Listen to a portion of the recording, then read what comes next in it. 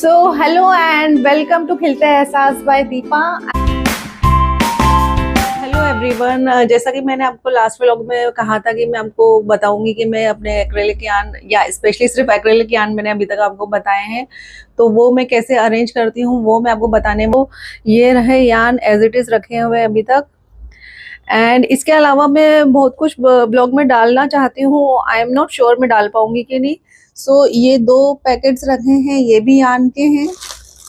ये कुछ बहुत ही डिफरेंट तरह का यार्न मैंने कुछ पर्पसली मंगाया था वो है। और अगर आप ये देखोगे तो ये मेरा वर्किंग ट्रे है, तो मैं घर में जहाँ भी जाती हूँ अपना ये वाला ट्रे लेकर जाती हूँ ताकि मेरा सब सामान एक ट्रे में रहे।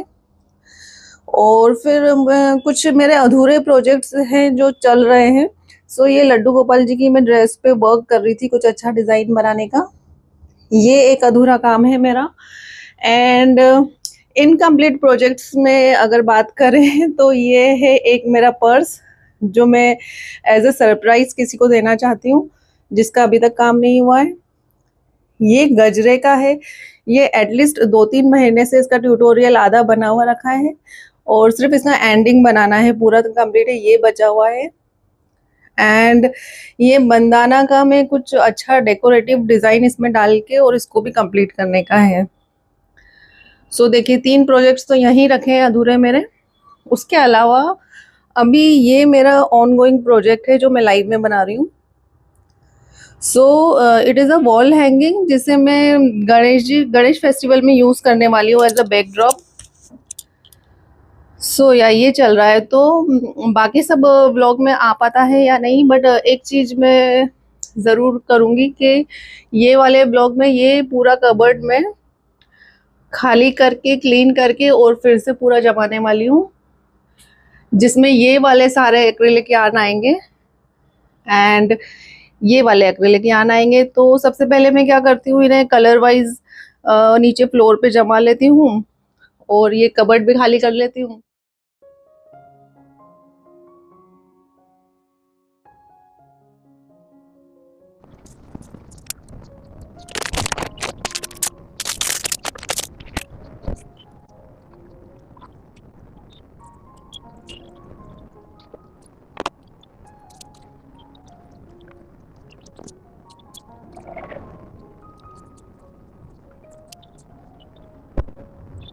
सो ये मैंने थोड़ा कलर वाइज थोड़ा सा मैंने सॉर्टेड करा है।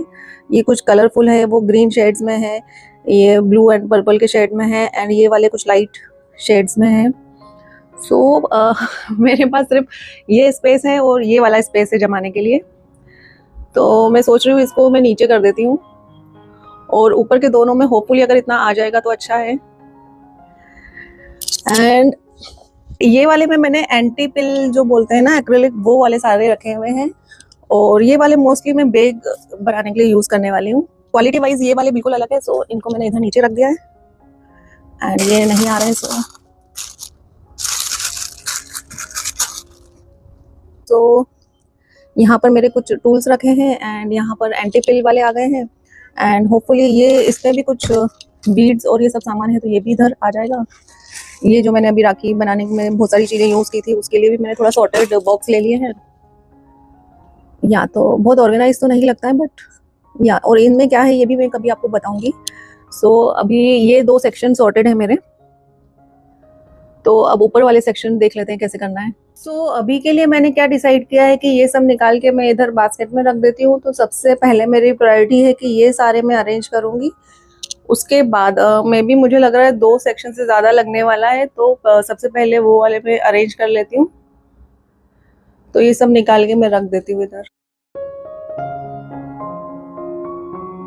ये बास्केट अभी साइड में हटा देते हैं एंड अभी मेरे पास 3 सेक्शन हो गए जिसमें मैं ये वाले सारे मैं अरेंज कर सकती हूँ। सो एक चीज़ और कर सकती हूँ मैं कि हर एक कलर की एक बॉल ही मैं बाहर रखूँ ताकि विजिबल रहे। So let's see.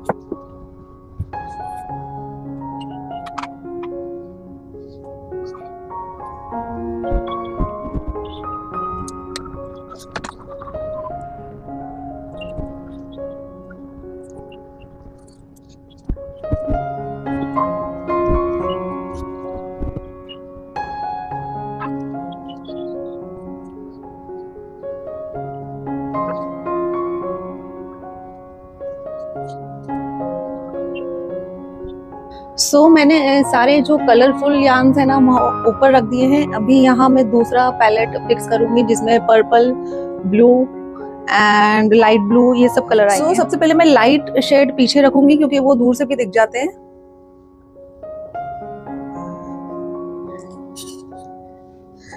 एंड ये वाला लाइट पर्पल और ये वाला डार्क पर्पल, इसका जो शेड है ये मैं कॉम्बिनेशन में यूज करना चाहती हूँ, इसलिए मैंने इन दोनों को साथ में रखा है। एंड देन इसके आगे मैं ब्लू के ही शेड्स रखने वाली हूँ। जैसे कभी ये ब्लू और dark blue and light blue का कुछ कॉम्बिनेशन में बनाना हो तो लाइट वाला तो फिर भी दिख जाएगा, बट अगर मैं डार्क वाला पीछे रखती हूँ तो वो विजिबल नहीं होता है। This is also a blue and of course this is the dark blue shade. देखो ये पीछे रखने के बाद ये विजिबल ही नहीं होता है डार्क कलर। सारे कलर कॉम्बिनेशन इसके हिसाब से रखा है तो होपफुली दिखेंगे ये। सो ये भी एक्वा कलर में आएंगे मोस्टली। सो इसको भी मैं यहाँ रखती हूँ। एंड या देन आता है मेहरून। सो मेहरून ऊपर भी मुझे कलर ऑप्शन में दिखे इसलिए एक यहाँ रख देती हूँ एंड कुछ यहाँ रख देती हूँ साइड में। सो ये भी किसी चीज का बेस बनाने के लिए बहुत अच्छा कलर शेड है। क्योंकि वहां स्पेस है तो मैं एक एक ऊपर ऐसे ही रख देती हूँ। यहाँ से मुझे स्पेस का प्रॉब्लम है इसलिए मैं ऐसे रखूंगी अभी, क्योंकि इन्हें मैं ऐसे हटा के देख सकती हूँ कि नीचे क्या है, बट और ऊपर भी मुझे दिखेगा। सो इस वे में मैंने जमा दिया है अभी। ये ब्राउन शेड के दो ही है मेरे पास। सो और ये बहुत ही डिफरेंट कलर है बट बहुत मस्त कलर है ये। सो अभी भी मेरा उतना अच्छा ऑर्गेनाइज नहीं हुआ है कि एक एक कलर दिखे, बट स्पेस की जो अवेलेबिलिटी है उसके अकॉर्डिंग मैंने ऐसे ही जमाया है। तो मुझे थोड़ा सा इनको हटा के और देखना पड़ेगा पीछे के कलर्स। एक्चुअली मैं सिर्फ एक एक कलर अगर आगे रखती हूँ ना तो मुझे ये नहीं मालूम रहता है कि जैसे अगर मैं कोई बड़ा प्रोजेक्ट स्टार्ट कर रही हूँ तो मेरे पास कितना क्वांटिटी है।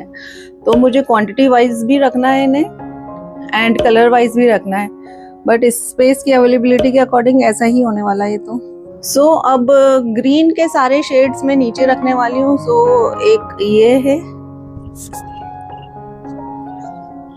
ग्रीन का ही एक शेड ये वाला है, ग्रीन का ही एक शेड ये वाला है एंड ये बहुत ही यूनिक कलर शेड है। सो ये भी ग्रीन में ही आएगा। बट सो ये ब्लैक एंड वाइट है, इनको मैं एक के ऊपर एक करके ऐसे ही रखने वाली हूँ इधर।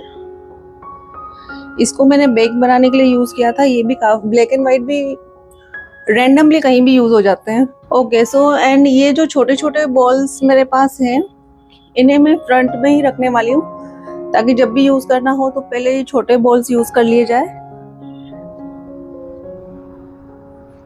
और अब जो मेरे पास एंटी पिल है वो सब मैं अरेंज करने का सोच रही हूँ। सो ये मेरा बहुत फेवरेट कलर है। इससे लिली फ्लावर बहुत अच्छा बनता है।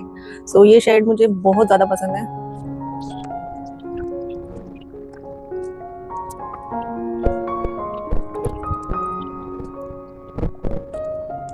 ओके सो अब ये लाइट कलर जितने भी हैं वो मैं नीचे रखने वाली हूँ।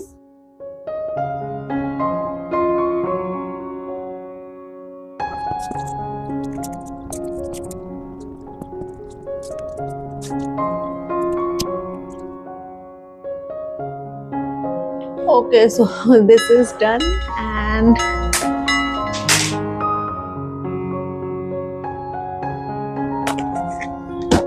so ये कुछ यार्न बचे हुए हैं जो मुझे मतलब जब भी जरूरत हो तो पहले ये वाले यार्न यूज करने हैं। तो छोटे छोटे बॉल्स हैं ये, तो मैंने इधर आगे जमा देती हूँ। May be here.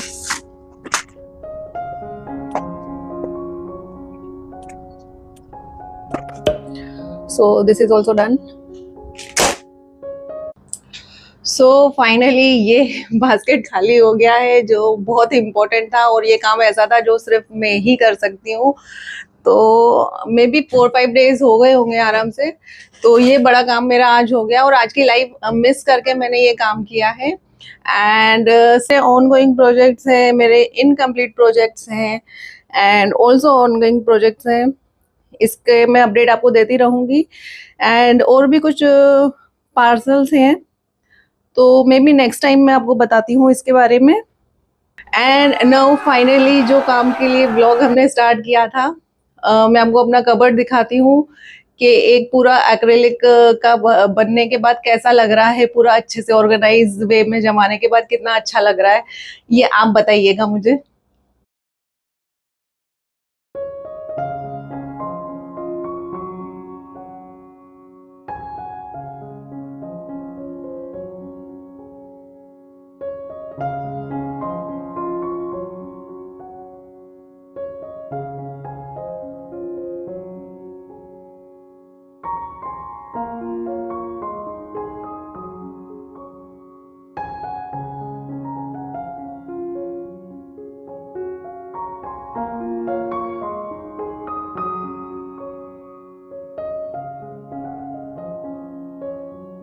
तो कमेंट करके ज़रूर बताइएगा कि आपको इस तरह के बिहाइंड द सीन वाले ब्लॉग्स अच्छे लग रहे हैं या कुछ और देखना चाहते हैं, या may be I should focus only on tutorial videos.